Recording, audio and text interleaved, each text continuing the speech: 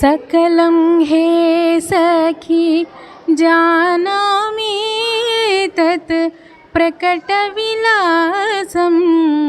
परमं दधसे।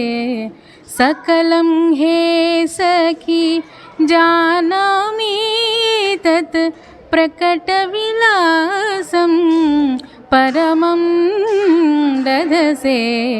सकलं हे सखी जानामि तत् प्रकटविलासं परमं दधसे। सकलं हे सखी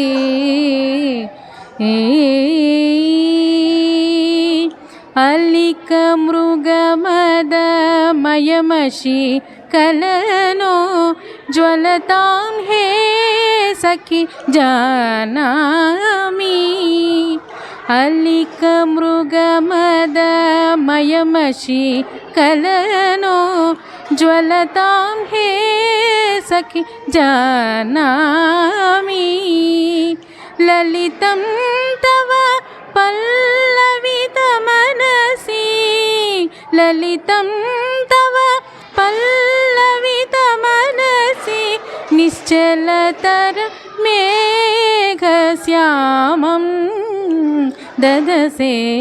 ललितं तव पल्लवितमनसि निश्चलतरमेघश्यामं दधसे। सकलं हे सखी जानामि तत् प्रकटविलासं परमं दधसे। सकलं हे सखी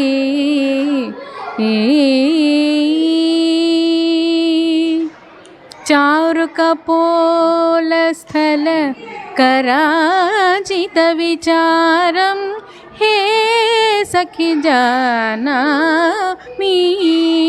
चारुकपोलस्थल कराजितविचारं हे सखी जानामि।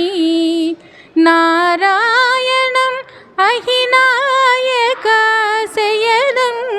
नारायणम् अहिनायकाशयनं श्रीरमणं तव चित्ते दधसे। सकलं हे सखी जानामि तत् प्रकटविलासं परमं दधसे। सकलं हे सखी